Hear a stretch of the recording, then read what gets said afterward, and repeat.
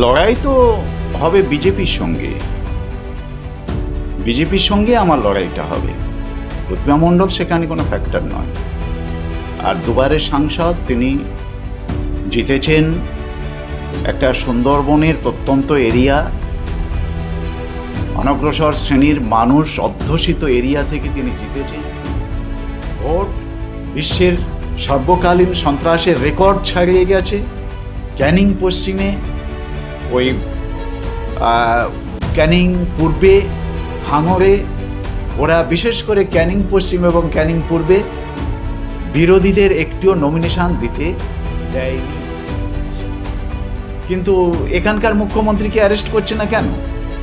এবং ভাইপো এত কেলেঙ্কারির নায়ক যিনি, তার তো লিপস অ্যান্ড বাউন্স পুরো প্রমাণ করে দিয়েছে সে মানে কিভাবে মানি লন্ডারিং করেছে। আমি আগামীকাল থেকেই যাব। প্রথম দুটো জায়গা আছে, একটা হচ্ছে জয়নগর অথবা কুলতলি। এই দুটো জায়গা, যে কোনো একটা জায়গা আজকের রাত্রে ওটা ঠিক হবে। দেখুন, সদিচ্ছা থাকলে সব কিছু করা যায়। মানুষের চাহিদা তো অসীম, সমস্ত চাহিদা পূরণ করা যায় না। তবে বেসিক যে প্রয়োজন, বেসিক যে সমস্যা, মানুষের শিক্ষা, স্বাস্থ্য, কর্মসংস্থান, এই বেসিক সমস্যাগুলো, অর্থনৈতিক সমস্যা, এগুলো দূর করার জন্যে আমি আমার যথাসাধ্য করব এবং আশা করি এগুলোতে আমি সফল হব। আমার সে পরিকল্পনা আছে। এ দুটোই একেবারে অত্যন্ত ফেক। এই দলকে মেলাইন করার জন্যে একটা অত্যন্ত ব্যর্থ অপচেষ্টা ছাড়া আর কিচ্ছু নয়।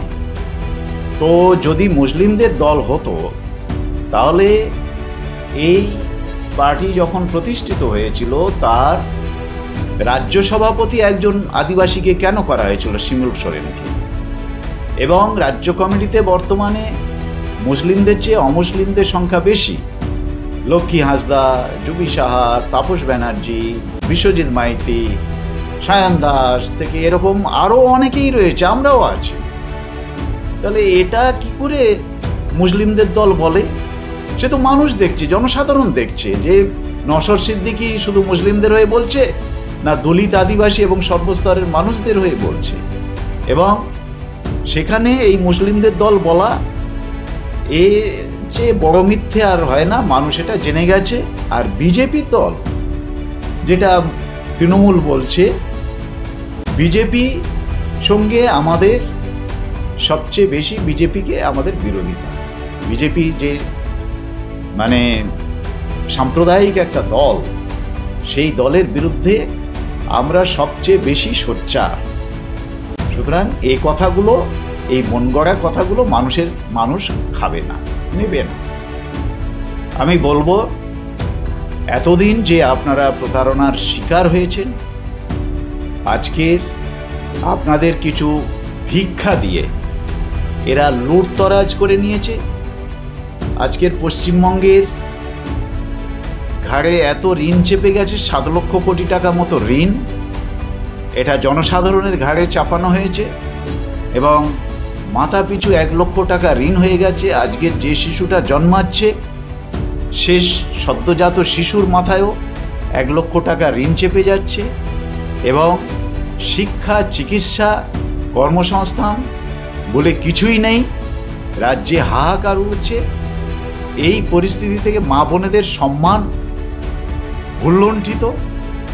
এদের বেতাজ বাদশারা অবাধে পুলিশ প্রশাসনকে এদের আজ্ঞাধীন ভৃত্য করে নিয়ে মা বোনেদের সম্মান লুট করছে। এই জায়গা থেকে বেরিয়ে আসার জন্যে নওশাদ সিদ্দিকী যে নতুন রাজনীতির ঘরানা তৈরি করেছেন, হিংসামুক্ত রাজনীতি এবং দলিত, আদিবাসী, সংখ্যালঘু মানুষের হকের পাওনা ফিরিয়ে দেওয়া, আদর্শ সমাজ প্রতিষ্ঠার যে রাজনীতি একটা নতুন ঘরানা সৃষ্টি করেছেন, তাতে আপামর জনসাধারণ আকৃষ্ট। এবং তাদের সবাইকে বলবো, এই দুর্নীতিতে নিমজ্জিত সরকার, একদিকে দুর্নীতিতে নিমজ্জিত সরকার, অন্যদিকে যে সাম্প্রদায়িক সরকার বিজেপি, যারা ক্ষমতায় আসার জন্য ছাপাচ্ছে, তারা যদি ক্ষমতায় আসে, তারা আগে আমাদের যে অধিকারের মূল রক্ষা কবচ এই সংবিধান, সেই সংবিধানটাকে তারা ধ্বংস করবে। ধ্বংস করে তারা আমাদের আবার সেই মনুবাদী যুগে ফিরিয়ে নিয়ে যাবে, যেখানে আমাদের এই 94% মানুষের, অনগ্রসর শ্রেণীর মানুষের কোনো অধিকার থাকবে না।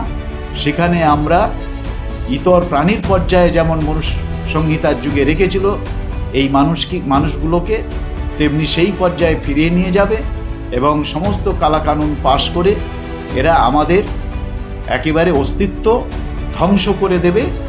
এই দুটো শক্তির প্রলোভন থেকে বেরিয়ে এসে এবং অন্যান্য শক্তির প্রলোভন থেকে বেরিয়ে এসে, এতকাল তো স্বাধীনতার পর 76 বছর ধরে আমরা দেখেছি কত দল তো কত প্রতিশ্রুতি দিয়েছে, কিন্তু ভোটের পর আর কারোর পাত্তা মেলেনি। তারা চরম প্রতারণা করেছে জনগণের প্রতি। সুতরাং আর আপনারা প্রতারিত হবেন না। এদের প্রলোভন থেকে বেরিয়ে এসে আপনারা এই আইএসএফে ছত্রছায়ায় আসুন এবং আইএসএফের প্রার্থীকে আপনারা জয়ী করুন।